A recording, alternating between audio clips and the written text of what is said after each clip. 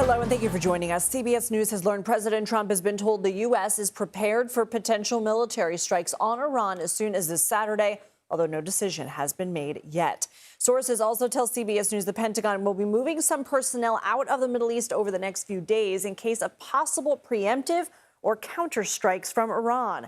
The U.S. and Iran are currently engaged in indirect nuclear talks. They held their second round of negotiations yesterday in Geneva. Both sides described the talks as positive.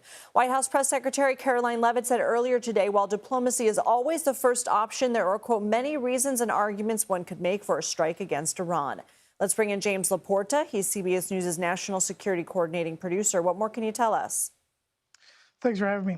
So the way to think about this is for the last several weeks, the U.S. military has been moving assets around the globe. Think of it like a chessboard. You're moving your pieces around the board in order to strategically place those positions for an attack. So today at the White House, when there was a meeting at the Situation Room, when it was asked, when can we strike, it was said that it was as possibly as this weekend, that we could strike this weekend with the assets that are already in place. Separate from all this, we have the Forward Carrier Group moving into the region, but which is right now off the coast of West Africa. So it's not yet reached the Middle East.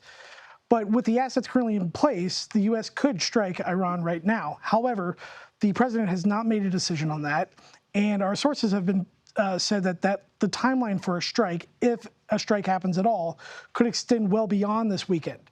But as a precautionary, the U.S. military started to move personnel out of the region, moving them to either European command or back to the United States. That is a standard practice that typically happens. It's not actually a signal that an attack will happen. James LaPorta, keep us posted. Thank you. CBS News White House reporter Aaron Navarro joins us now. What's the latest from the White House?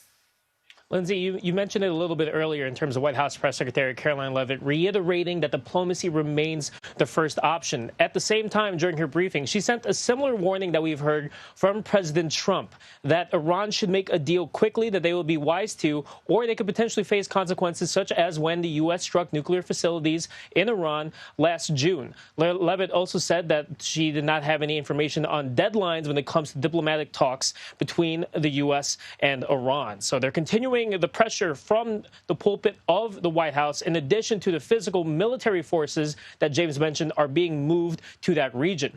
We also know that last December, President Trump met with Benjamin Netanyahu, Prime Minister for Israel, in Mar-a-Lago, and said that the U.S. would support Israeli strikes on Iran's ballistic missiles program if a deal between D.C. and Tehran falls through.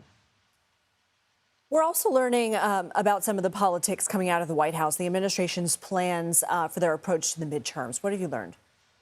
We learned that numerous top officials, including the president's chief of staff, as well as several cabinet officials, met with about 75 to 100 attendees in Capitol Hill to kind of strategize ahead of this November's midterm elections. Though a senior administration official told CBS News it wasn't necessarily a discussion, it was more instruction, giving potential surrogates for the administration guidance and kind of where they should be looking in terms of battleground districts.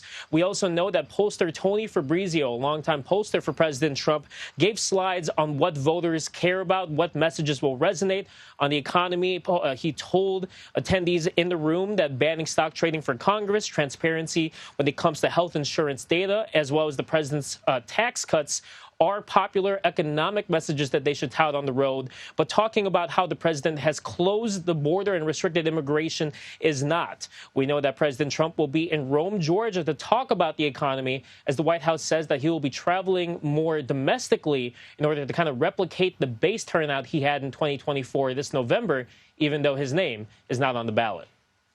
Aaron Navarro, thank you.